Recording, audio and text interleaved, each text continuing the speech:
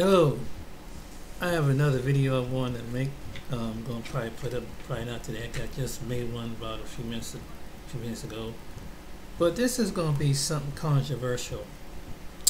Um, it's gonna be about. First, I'm gonna give you a history. It's gonna talk about interracial couples, but it's gonna talk it from not from the male side, black male, and other female, but you're gonna hear from a black female and a white male. And later on this video, and I like what it was talked about how do you handle the N-word, and I thought it was pretty really I like the way he handled it, and he gives us a couple scenarios and how and I kind of like the way how he handled it, and it's realistically, and how people really, when they first start out in these interracial relationships, and how it's a really eye-opening on how both of the families and people and what they encountered and things like that. So it's a very fascinating topic. But first, I'm gonna give you the history on how it started. Oops. And I'm gonna give you history that's gonna lead into give you a basic idea. Because once you get a story, something like that, it's really something eye-opening. So it's a short video. It's a historical on how it started. Let's be like, how did it start, and where did it start, and when did it come into law, and things like that. So we're going to look back at Loving versus Virginia.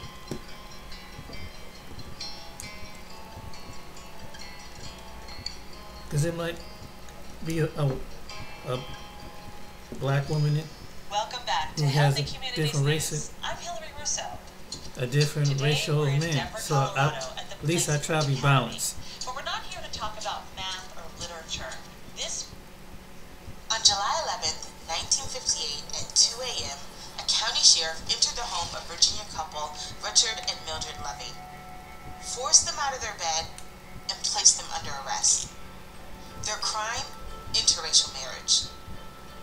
This is the story of Loving versus Virginia and the landmark civil rights decision that would set an important precedent for marriage rights in America. Richard, who was white, and Mildred, who was black and Native American, spent the early morning hours of July 11th in jail. They were tried and found guilty of violating Virginia's Racial Integrity Act of 1924, a series of laws that made race mixing illegal. The Lovings were then given an ultimatum: spend 1 year in prison or leave the state of Virginia for 25 years. Frightened and unaware of their legal options, they moved to Washington, D.C., where their marriage was legal. They raised their 3 children in the nation's capital, financially strapped and isolated from friends and family. 5 years later, they returned to Virginia to visit Mildred's relatives, but were arrested for a second time for traveling together.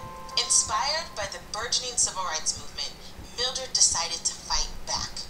So in 1963, she wrote a letter to U.S. Attorney General Robert F. Kennedy asking for his advice. Kennedy referred the Lovings to the American Civil Liberties Union, who assigned their case to 2 young lawyers named Bernard Cohen and Philip Hirschkopf.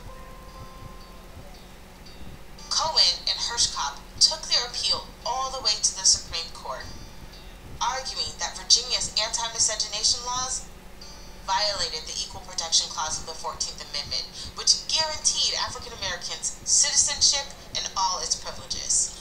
The broad and sweeping language of the amendment, they argued, made no mention of interracial marriage, and thus guaranteed equal protection of a human being's right to marry. Attorneys from the state of Virginia argued that the state's rights should be prioritized over federal laws. But the argument didn't hold up. On June 12, 1967, the court unanimously struck down the Virginia marriage ban and overturned the Lovings' conviction. The court ruling reverberated operated across America, invalidating anti-miscegenation laws not only in Virginia, but in 16 other states that held them as well. After winning their case, the Lovings were finally free to do what they wanted to do all along. They lived quietly in Virginia as husband and wife until Richard's death in 1975.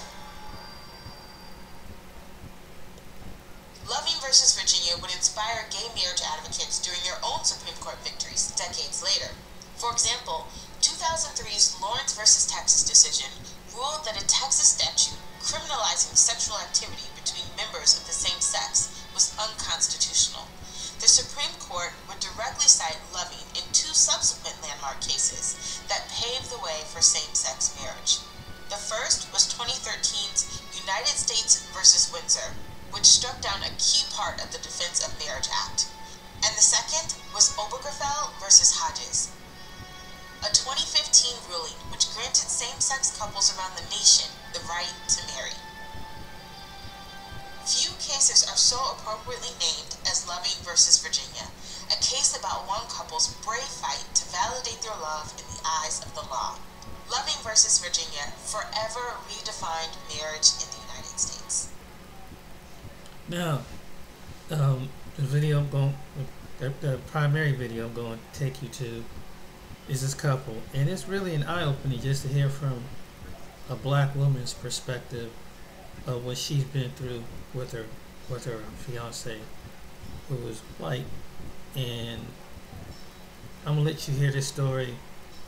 Copyright 1976 for teaching purposes only, and I wanted to show you their version. And it's really interesting on what they've been through. You've probably seen this couple. Their video circulate on YouTube right now.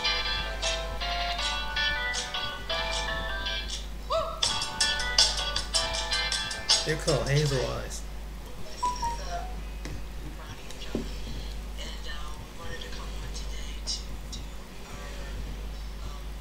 Can you hear it? Yeah, you can say that. Is it a rapid fire?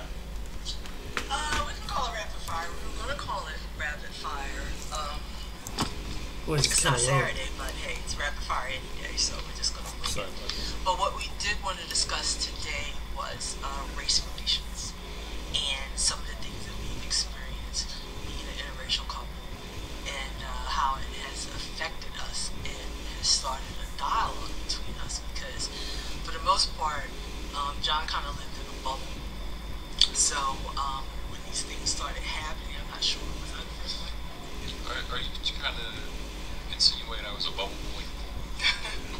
Yeah, you were. You really were a bubble boy. A bubble boy. But I'm saying, was I the first black woman that you dated? Well, I went to my prom with a girl in high school. That was, I think she was a little bit of everything. But she was much darker in complexion than myself. Okay. Alright, and how'd you feel? You might not want to give to charities because you're afraid your money goes to stuff like this.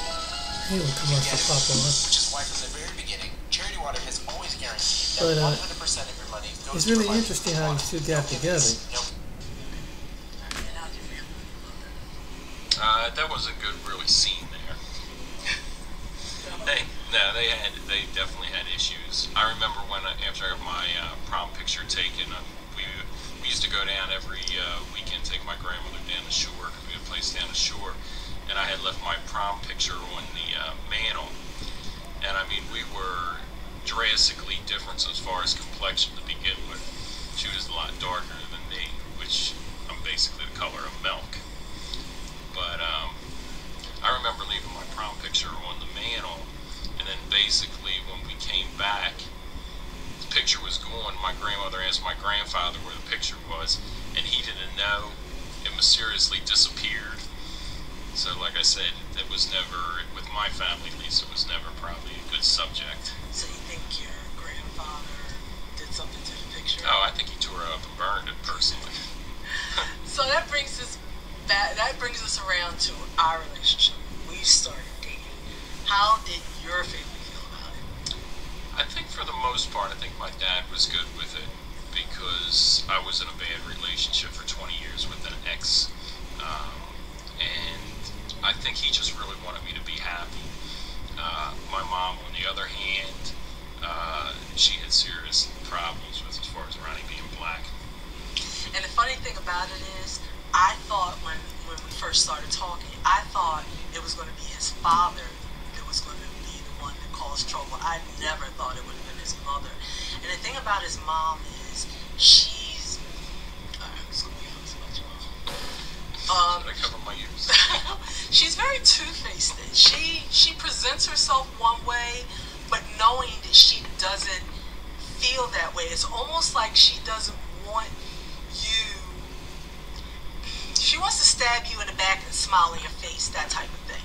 She doesn't, want to seem mean, but she actually is. And I tell John all the time, his mom is very passive-aggressive, and she's said a lot of stuff, and has, a lot of stuff that John won't even tell me that she has said. I can only imagine. But I know when we first started dating, the first time I met his parents, John took his dad and went somewhere, and I thought, I'm just going to sit down and kind of have a heart-to-heart with his mom, because I wanted to know, what level was she on? What did she really feel about the relationship? I only know John had only told me bits and pieces, but I really wanted to feel this out, because our relationship was going somewhere, and I wanted to know how his family felt. And I remember sitting on the sofa, and I was just explaining to her, how I felt about her son. I was very much in love with him. I think we were abused.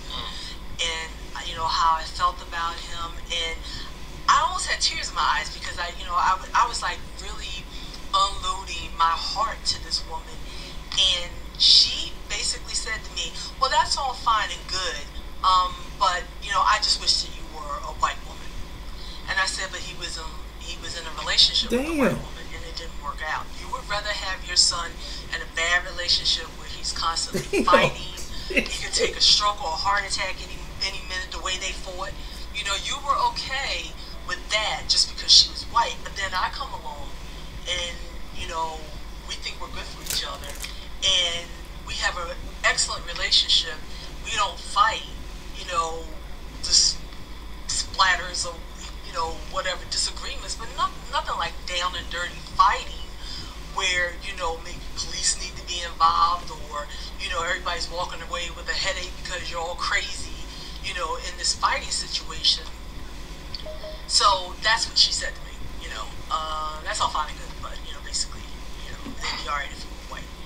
And I don't know, at that moment, I know, at that moment, I was like, I'm not going to try to be a part of his mom's life, but we go down there, we used to go down there, pleasantries is what I like to call it, very pleasant, but knowing, and that's what gets me, knowing deep down inside, she couldn't stand my guts. Not because of the person that I am, not because of my personality, not because I'm mean, was mean to her, or anything regarding me as a person other than the fact that I was black.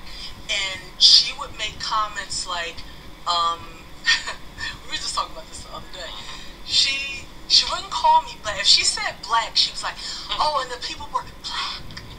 Like to say black is a bad thing. And I so wanted to say it. I don't know, I might even said one time, you can say black.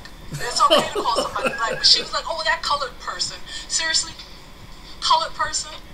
But if she wanted to call me black, oh, that was somebody over there, they were black. And I said, what's wrong with your mom? Why is she calling people in 2010, 2011, why is she saying black? Like people say, oh, that person has cancer. Like if you say it out loud, somehow the universe will accept it, and what are you gonna do? She's just gonna crumble up and die like the Wicked Witch of the West or something. I don't know, but I found it very interesting that she's still number one called black people colored, and that she didn't want to say the word black out loud because that was gonna be the end all be all. But as far as that's John's side of the family, and my side of the family, it's just me and my mom basically. He hasn't met any of my other family other than communicate through Facebook. Oh, John's so great or whatever. Nobody's met like face to face, and I'm okay with that because my family is really not that close anymore. I mean, when my great grandmother passed away, everybody went, scattered to the wind, and that's just the way we are. So, yeah, that's just it. So I didn't really have a problem. My family didn't really have a problem, and I think if my dad was alive, he wouldn't have a problem either because. My dad, after my mom divorced him, he dated white women exclusively. I have a half brother and a sister. So her dad dated white women. Yeah, he didn't date any black women after my mom. So after her mom, I don't think he'd have a problem being married to a white man. So my family, I think they would be, and even in my family now, I mean, obviously they know he's white. And nobody's ever said to me, what you doing with that white guy? So I think that's. He likes to think of himself as a light-skinned black dude. That's because, let's tell this story real quick. That's because we were helping a friend of mine move one day. And she had the truck, and we were taking her stuff out and putting it back and forth in the truck. And she had a neighbor, and the reason we were helping her move is because she was having a problem with her boyfriend, and she wanted to get her stuff out before he got back. So it was basically hightail it in there, get your shit out, and let's go, because she didn't want him to know she was moving, so she wanted to be out by the end of the day before he got whiff of it. There was a neighbor, obviously, that was spying on her and either told him or somehow I got back to one of my other friends, and they said, yeah, she's over here moving out. She's got 2 girls with her. She's got a girl with her, and she's got a friend with her, and some light-skinned black dude, and that was John. You called her a light-skinned black dude. I thought that he was a light-skinned black dude. So that's like the, that's a nosy neighbor. Joke between us all the time. We'll say something and be like, "Are you going in that neighborhood? You'll be alright. You're just a light-skinned black dude. Nobody's gonna bother you." So that kind of sticked, and that was like 10 years ago. Yeah, that was a pretty long time. That was a pretty long time ago, but we still joke about it. He's the resident light-skinned black. But some of our other some black people that some like of our too. other experiences. There are some black people that size complexion. We went to this bar to pick up a pizza. That was interesting. This is gonna be good. So I guess me and Ronnie get this bad habit of eating late at night. So we decided that, well, she always says that I'm the one that started her eating pizza late at night because I was always a pizza guy. Yes. But we were looking for a place, I guess it was probably around 11, 12 o'clock at night. We were looking for a place to get a pizza, so I had mentioned, because she said that she liked, I think they're red pizzas, or the ones with sauce with no cheese. The cheese is on the bottom in that particular one. Oh, was it? Yeah. I think that was a regular red No, pizza. they made, what's the name of the place? Like Santino's or something, I forget, it's somewhere with an S. They make these pizzas that are square, so, what do they call the square pizzas? And they're Sicilian, aren't they? Sicilian, right. They exclusively make Sicilian pizzas, but they put the cheese on the button, so the cheese goes on the dough, and then they put the tomato on top, and maybe sprinkle some herbs or whatever. Best pizza ever. So, yeah, go ahead. That's how they make the pizza. Continue on. Good so we placed an order, and Ronnie stayed behind. She stayed at the house with the dogs. So I went up to get the pizza, and the woman there, she said they were running a little late, but they'd have it in about 10 or 15 minutes. So I decided I'd go into the bar, so I went into the bar and I have a couple drinks while I was waiting for the pizza. So I'm in the bar, and there were a whole lot of people in there. I would say there was probably maybe like about 12, 16 people. It wasn't like it was overly crowded. So I went to the bar, and then across on the opposite side of the bar where I was sitting with the 2 guys that they were with, I guess, and the 2 young girls, basically the one girl, and you could tell that they were really intoxicated, she started telling jokes. So I wasn't really paying much attention, but she actually made it a point to call it to my attention and yell across the bar, "Hey, I got a funny joke for you." So she basically started on about, and I vaguely remember it because it was pretty long ago as far as what the exact details, but she started on about this joke about a black pilot. And it was a racially motivated joke, to get a laugh. Now, you have to picture the neighborhood that I'm in. The neighborhood I'm in is probably 80-90% white. So basically, at that point, she's not really concerned about offending anyone. Yep. That's So how she it tells the normally joke and is. she gets to the punchline, and after That's she how it gets to the normally is. punchline, she looks across at me and she's like, "Get it, get it." And I looked back at her. I said, "I get it." I said, "But I don't think it's funny." And she basically proceeded to keep digging and ask me why I didn't think it was funny. And I said to her, "Well, first of all," I said, "my wife's black." At that point, you could hear a pin drop at the bar. You think that's funny? You know what? 'Cause I love stuff like that because people Ooh. expect they look at John and they think he's probably One- the most Yeah. racist person in the Now, why do world, you like say a that? skinhead. What, I got a swastika tattoo on my head? No, but people look at you. They look at like your tattoos. Yeah. They look at you. Maybe Like one the of way them good you old dress. boys. You know, you got this little weird thing growing Oh, yeah. now.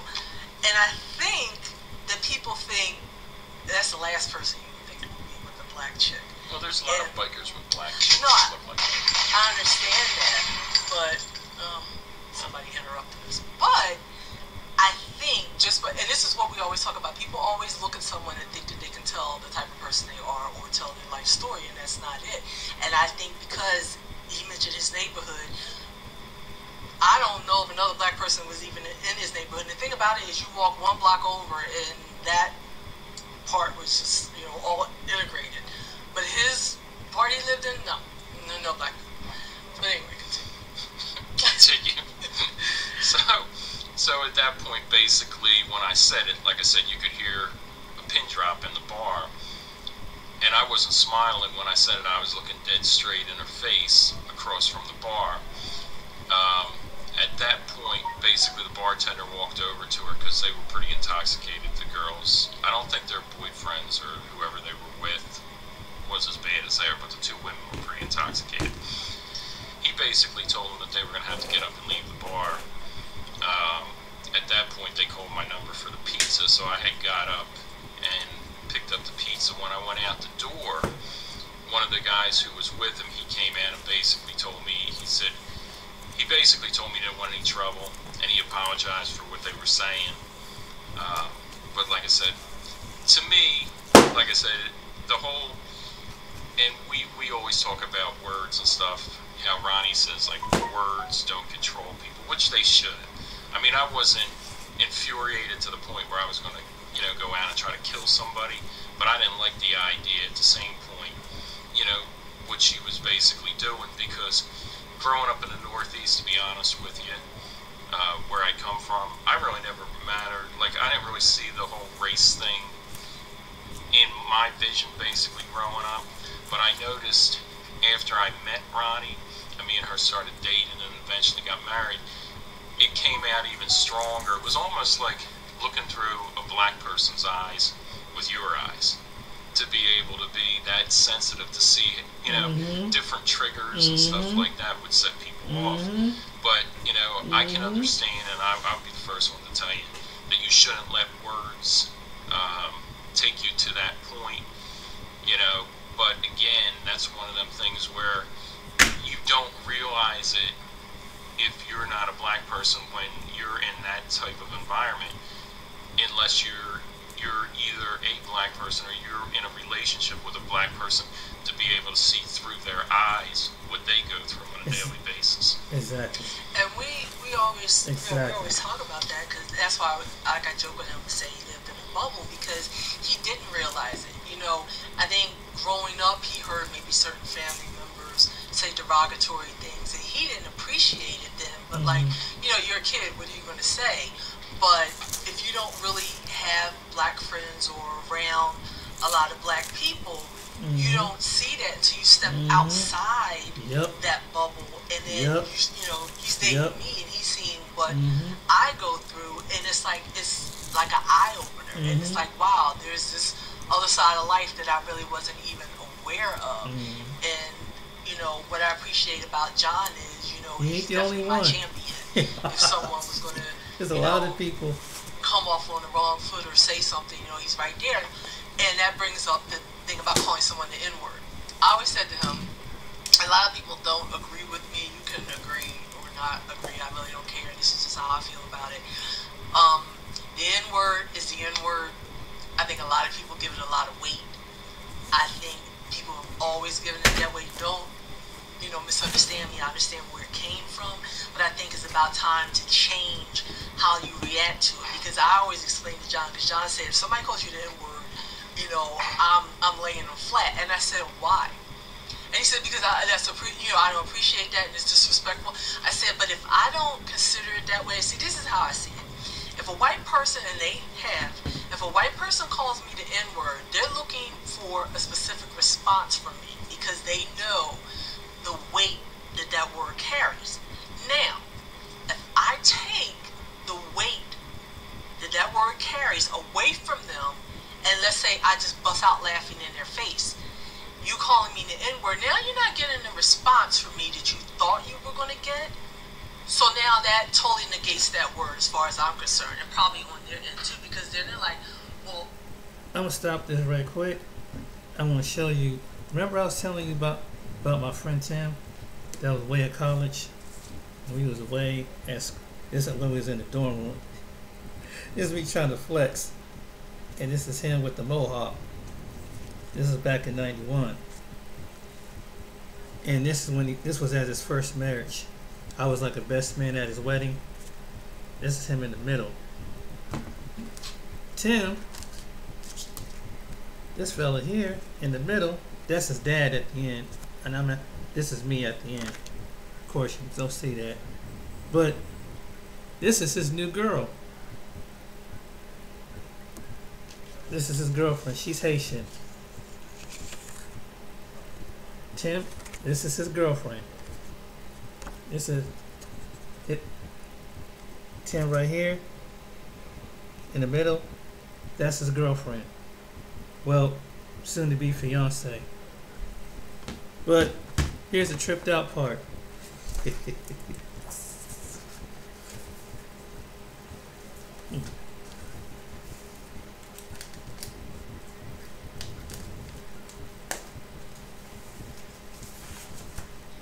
This was his wife. That lady, that was his wife right there. That was his wife. So they was married for like 25, 26 years.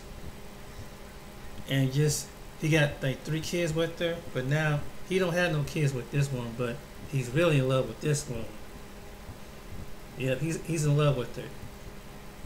That's his page. But yeah, he love her, man. He's in love with her, boy.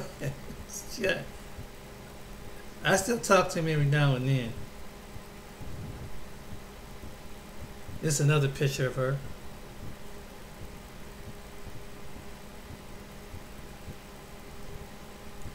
I don't even know if he got any more pictures.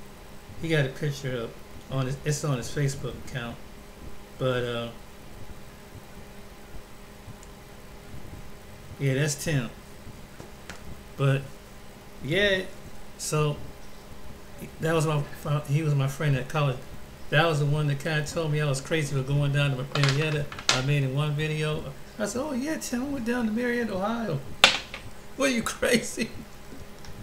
Anyway, let's get back to this couple. And you see how some people don't know. And see, Tim he came from that town. Like this guy, like they never really, until they had a black fall in love with a black woman, that you see all this stuff rises up. But it goes for the white women too. But this was really out. But I like what he said in this one towards the end, almost midway towards the end. I'm concerned, and probably on their end too, because they're like, well, N-word, and what? If I'm laughing, you're not getting to me. So you're not getting the response from me that you thought you were going to get. So that takes the power away from that word. That's how I look at it. I don't feel that any black person should be called that word, but let's be real. It happens. But I do think if you can only control your thoughts and your behavior and how you respond to things. And that's how I respond to it. So, you may think I'm crazy, but I know you crazy for even trying to dare call me that word. So I'm going to take the power away from you. I own the word. I own the power and how I respond to it. So John, to this day, he does. doesn't understand that. But I try to explain to him that's just the way I am. I'm not gonna let you have control over me and take me out of my character for just a lousy word. I understand where it comes from, but you know, think about changing how you react if you've ever been called that word. Because I have. I was walking down. I used to work for Philadelphia University, and I remember I just got some braids, and I was thinking I was all cute. And I was walking down. This was maybe, I'm not sure how long ago this was, but anyway, I was walking down the street. I just parked, and I was going across to the building that I worked in. And this car went zooming by, and this guy screamed out. He was white. He screamed out, "Hey there, pretty nigga!" And I remember I just stopped in my tracks. And I'm like, I know this mofo didn't just call me a nigger and then drive off. And had the nerve to preface it with pretty. I'm like, so what was I supposed to do? I was supposed to be like, hey baby, stop for a minute. He called me pretty. Really, I don't even know what even possessed them to say that or do that.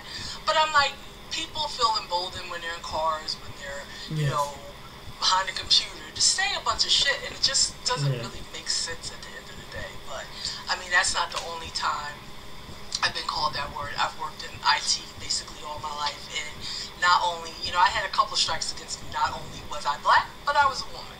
So when I go in and I sit down at the table at these meetings, and you know, we're trying to get things done, they're not listening to what I'm saying. They don't want to listen to what I say. They don't think I know what I'm talking about until I open up my mouth. And then they realize I'm on their same level. So do I feel that they think they have to give me some sort of respect? Maybe they don't think so, but I'm going to demand it. Because now you know you're not just, you know, looking at some black woman sitting there that doesn't deserve to be there, because I'm on your same level, and in some cases even higher. You know, so, and that's not tooting my own horn, but that's just the way it was. You know, we would definitely hit a plateau. You know, most of the time you can't go any further. And all the times it wasn't just white people holding you down. There's a lot of black women that I worked for, whatever, that I thought, oh, you're gonna, not that I didn't deserve it, but hey, help a sister out. No. It's that crab mentality. It's pull you right back down in the basket. I don't want, if I've gotten this high, I don't want you up here with me, because then they're going to feel I don't deserve it, so I'm just going to pull you right back down. So, I mean, there's a lot of psychosis with all of that stuff, but, yeah, we just, you know, we deal with it. Oh, tell them about the guy. Here, this is really a good story. Tell them about the plumber that came into the house. I like this story. So, me and John like to do things like this, and I'll explain to you after he tells you the story. But go ahead, tell him the plumber story. Okay, well, first... This is back when we lived in his house. First, I just want to go back to something you were saying. When you were basically saying lay him out, I smiled. I was actually smiling when you were saying, but when you said lay him out, kind of cute, you know, because you're so cute when you talk violence. He always does that. John thinks that anything I say, you know, like kicking somebody's ass or, you know, telling somebody off or whatever, he thinks that's cute. He doesn't recognize that I have a serious temper. He thinks it's cute. And I try to tell him all the time, don't push my buttons. Stop poking the bear. But he thinks it's cute. You know, and I'm like, it's not cute. You know, your wife knows how to fight. Right. Take care of yourself. Kind of cute, though. All right, this tells I just want to explain why I was smiling when you said that. Whatever. Just tell the plumbing story, please. So we were basically getting ready to sell the house where we lived in the Northeast, because we were going to move down to Ronnie's house. Which actually, I was glad we did, because my business thrives down here, which in the Northeast it wouldn't have done. It had some remodeling done in the bathroom, and I needed basically a new shower stall, a floor, and some other plumbing stuff done.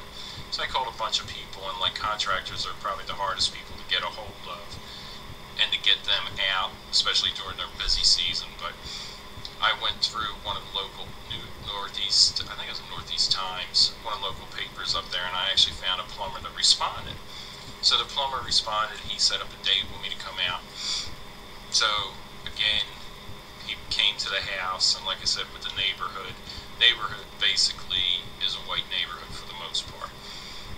He comes in the door, and the first thing he says was basically, he's like, oh man, he says, I apologize. He says, I was down in North Philly. Now, just to give you some emphasis with North Philly, North Philly is probably I would say more black than anything.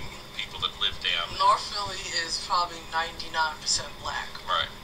Where he lives, 99% white. So that's the difference. There's your difference. Right. So him coming into the house, basically, I guess he felt emboldened to tell me a story as far as where he was at. And he said, I apologize. Now, he could have went down this road a couple different ways. He could have said, hey, I apologize, man. I had a customer. She just went on and on and on, and I couldn't get out of there. That was the one road he could have went down. And the other road he could have went down is what he said to me. He basically said to me, he said, hey man, he says, I'm sorry. He said, you know, it was a black family that he was at. And he proceeded to go on and basically say, how did he phrase it? He says, well, you know, and I'll just blank it out, but he said, the N-bomb, he said, the way those people are. So I basically looked at him, and basically, I just kept on going, because again, and see, this is where I guess things get kind of like foggy sometimes. When he said it, I guess he was looking for a response from me, is, oh, my wife's black. Me personally, this is me. My wife is my wife. When I met my wife, I love my wife for the way she is. I love everything about her. Although she does get a little bit of pain in the ass sometimes, but that's a different story. Hey, that goes both ways, right back at you. But I love everything about my wife, and I don't consider by no means my wife that word. So see, at this point, I'm not going to put anything into what he just said. I don't feel like I have to acknowledge that my wife's black because what he said. So he goes upstairs and he continues to give me the estimate, and he said it again. So at that time, I told him, I said that I wanted to see if he could patch a ceiling that I had, because he did floor, tile work, that stuff, along with the plumbing stuff. So he goes to go in the bedroom, and Ronnie's laying on the bed watching TV.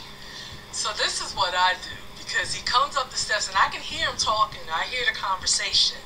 And I never did John say, yo, you didn't tell him your wife was black, because this guy turned the color of paper. Like, this paper. This is what the color of the turned me. All the color drained out of him. Whiter than me? Yeah. When he walked up the steps, because he's still dropping the N-bomb, walking up the steps or whatever, and John gets him, like, he stands right in front of the door, and I heard what he said. So I'm standing there, and I was, like, sitting on the bed, and I'm like, hey, how you doing? Like that. And he was like, oh, how you doing or whatever. And then John proceeds to tell me, like, after they went back downstairs or whatever, that he said, hey man, why didn't you tell me, you know, your wife was black or whatever? And what was your response? So when he went downstairs, because I could see the expression on his face when he went into the bedroom. He probably thought his ass was about to get kicked. So when we went downstairs, he said to me, just what Ronnie said. He said, hey man, he says, why don't you tell me your wife was black?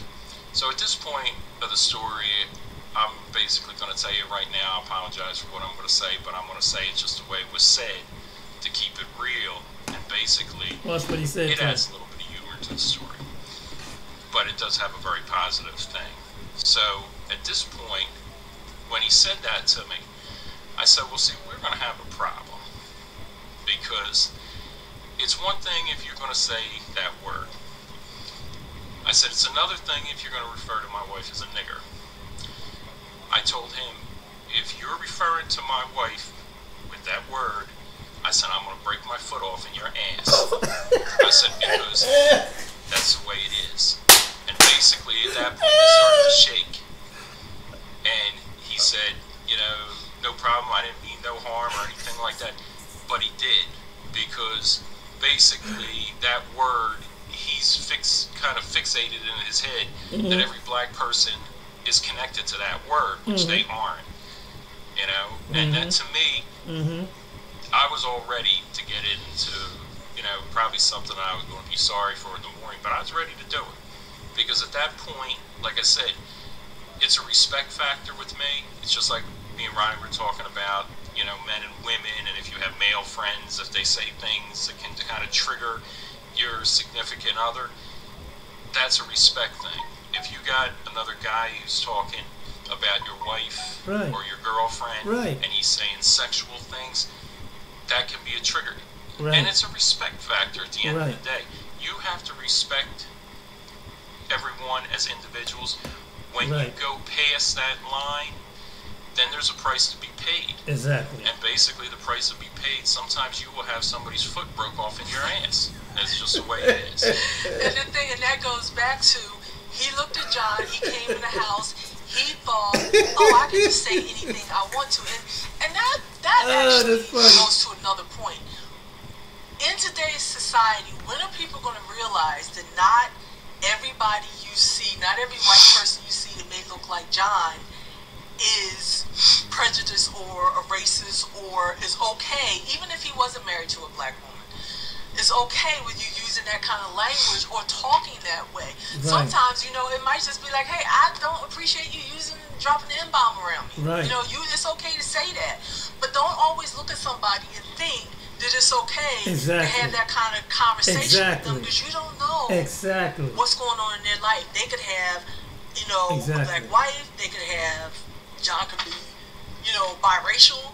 You know, kids could be black. It's a lot of stuff that goes with that. But people just look at Yes. people and take them face value and think that Yes. it's okay to have those conversations, and it's Yes. not. And like John said, sometimes you're gonna pick the wrong person and you're gonna get a foot broke off in your ass. It's just that That's simple. true. But people have to realize before true. they speak, you know. And I think that's just an interesting point, or a little interesting tidbit on life, that people just think that those type of things are still okay to do and not do it. So from that point on, John and I have fun all the time when we go out, because we'll be somewhere and we'll be in line at a supermarket or whatever, and people always say, like, I'll be standing, maybe he might be behind the car and I'll be in front of the car, and, you know, I start putting stuff up on there, and they never think we're together. We always get, is this separate? Are you two together? We get that a lot. We get that awful lot. Yeah, they never think that we're together, and I'm like, why not? You know, what is the problem? You see, there are times when we're together this close in the supermarket or Target or whatever, and they feel they still have to say, are you two together? I don't know. I mean, what do you think? We're both putting stuff out of the same cart. Would we be grabbing stuff out of the same cart if we weren't together? We deal with that all the time. But it's funny, because what we do like to do is sometimes pretend we're not together and then watch their reactions when they realize that we are together. So I'm like, well, you know what? I might as well have some fun with this, because people want to be ignorant. Fine, I can be ignorant too. So we do play around with that a lot. You know, we'll go out, like walking or something, and he may say something like, oh, he say something like, no, like we'll pretend maybe we're not together. You'll be like, hey there, sweet thing, or something like that. Oh yeah, we did that in the, that was in a Petco, that one that we were twins. So what do you think? You know, that's just, you just never know. You know, you never know who's involved with who. You never know who someone's spouse is. People just rattling off at the mouth and just saying things, and even if you don't understand it.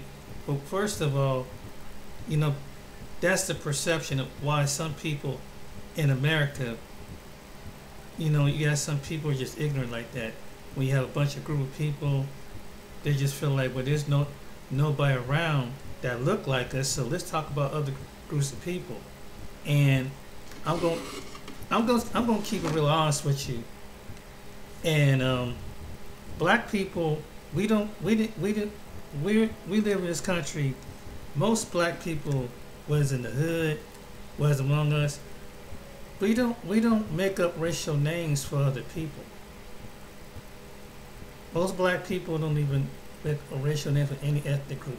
But when it comes to white people, Oh my God, they got 15 different names for different ethnic groups of people, racial names.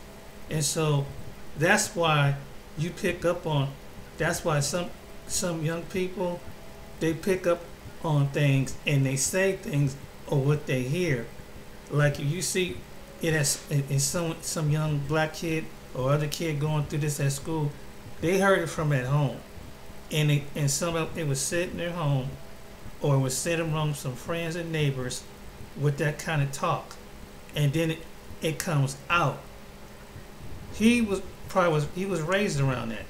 And he ain't the first one that was raised around that. Now Tim, his family wasn't like that.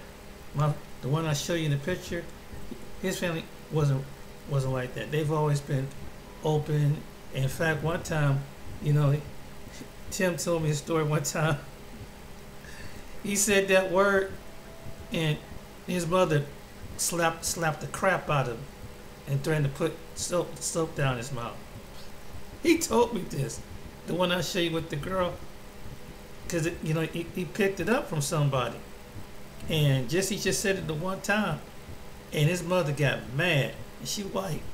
She got mad because years ago she saw that when she went down south as a white woman, her little friend was black, and they couldn't go to certain stores, and so she wouldn't go in the store unless their little friend could go in the store. And so, she's always been like that.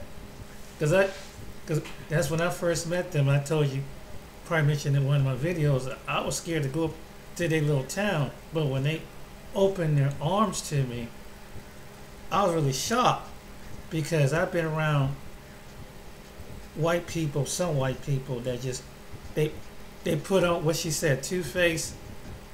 And some people, just like anybody else, but they really are uncomfortable. But they'll play along like they're comfortable.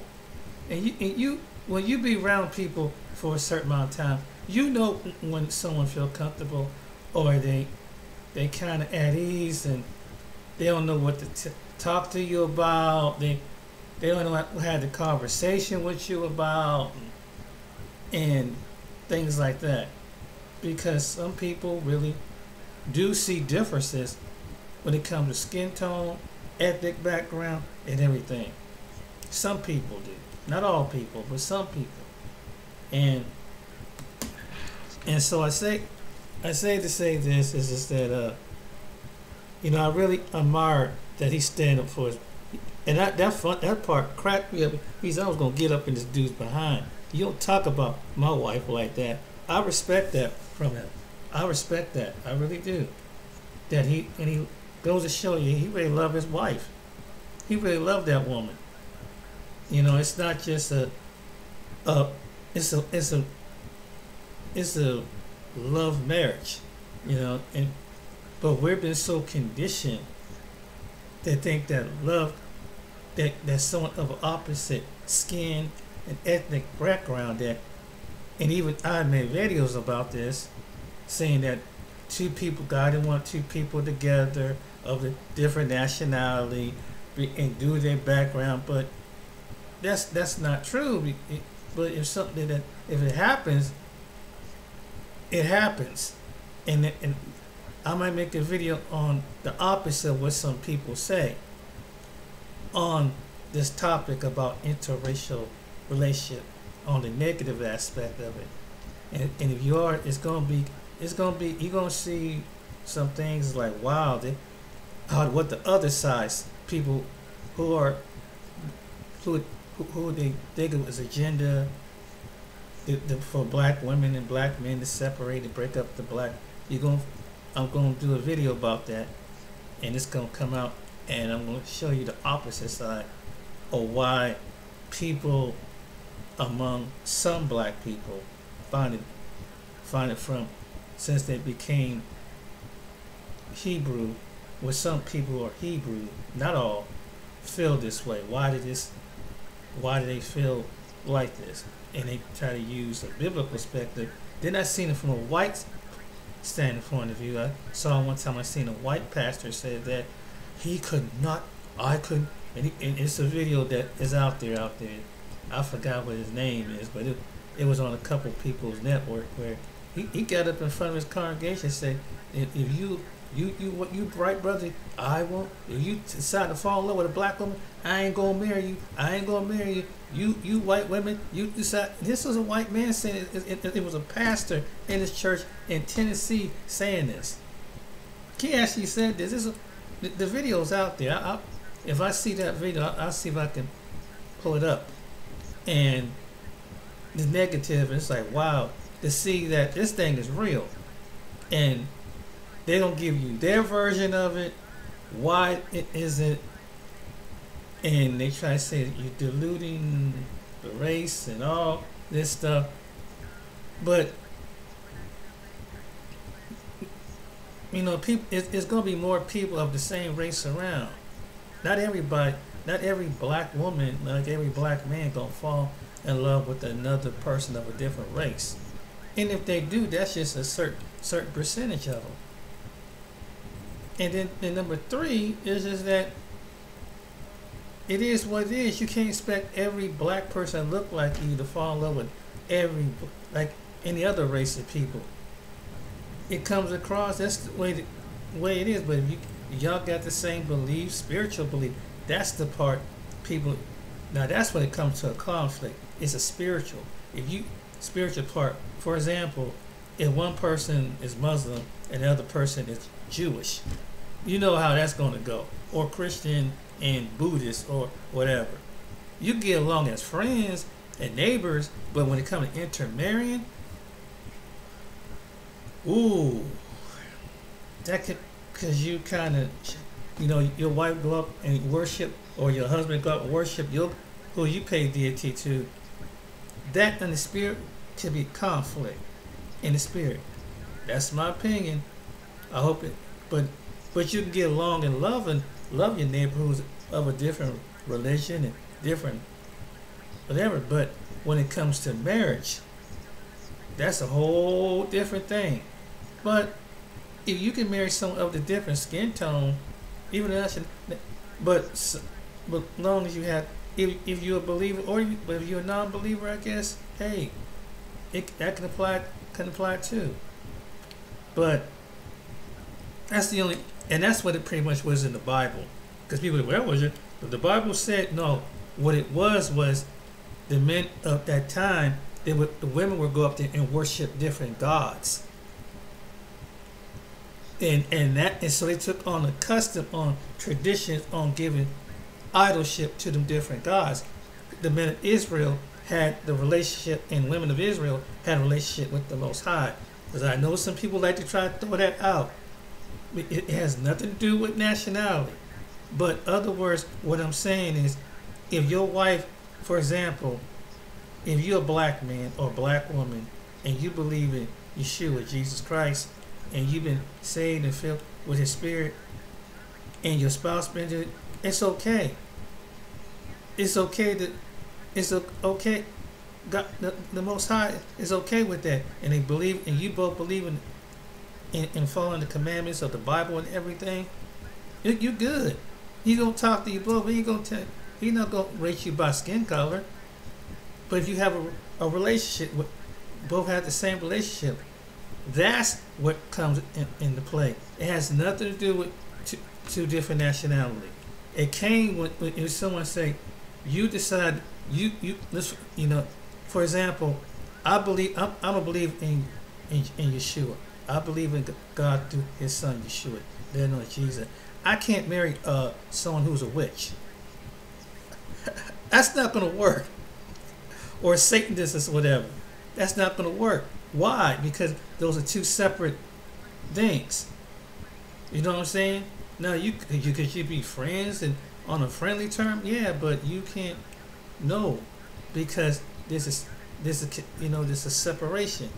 When God have His, and the people, now you can be friendly to other people and love and pray for them and stuff like that.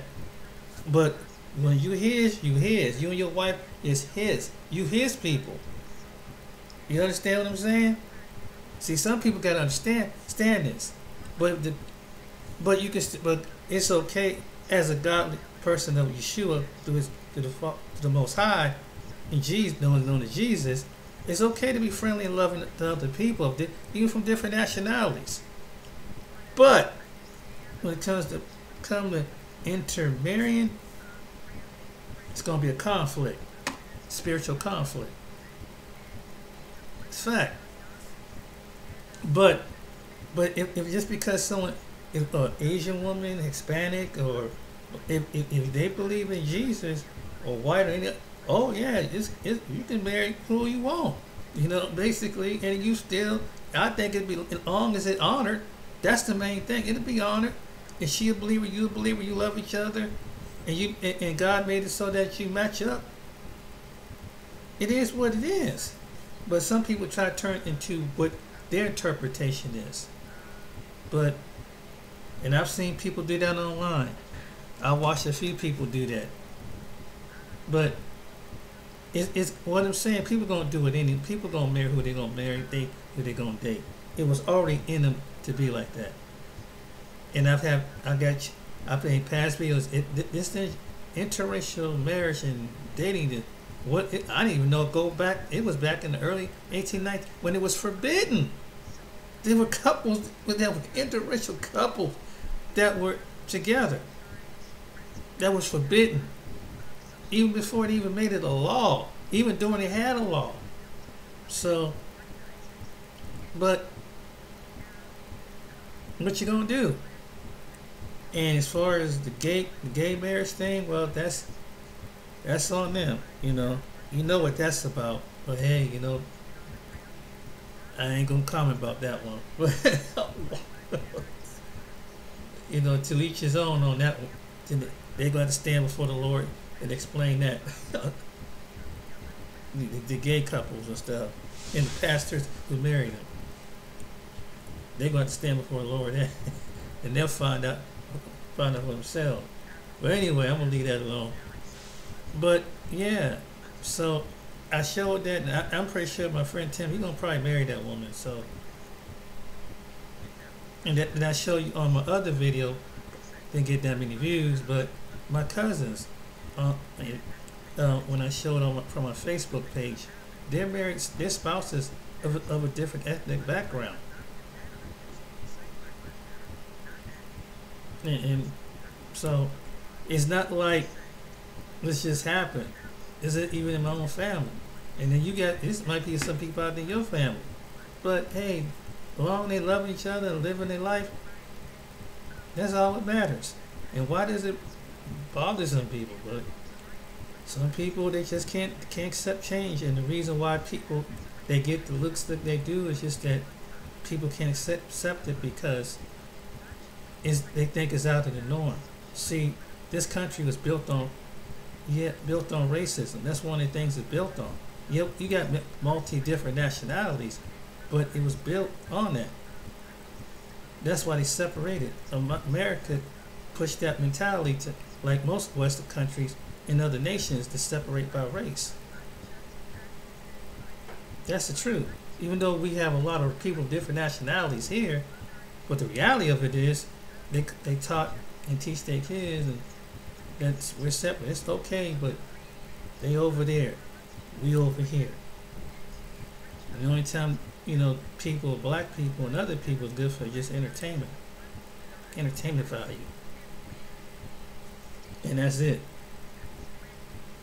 But not to be, I don't want to go on the negative side, but that's the reality. I thought, but the video was hilarious. I just want to record what her husband said, man. That was hilarious. I was gonna break my foot off with this. If I would have been really here, I was gonna stop a mud hole in his ass. I'd have fell out on the ground if he'd have said that. But but anyway, I hope you guys enjoyed the video. Share it with somebody, and yeah, go to their page. They're interesting people. But next time, you guys take care and be blessed. And yeah, whether you're young, old, middle aged, love who you love, man. The world don't want to see you happy. Make your own self happy. Damn, you with family, anything else? There's only one life you gotta live. Till next time, you guys take care, be blessed, stay healthy, stay Be well. Take care.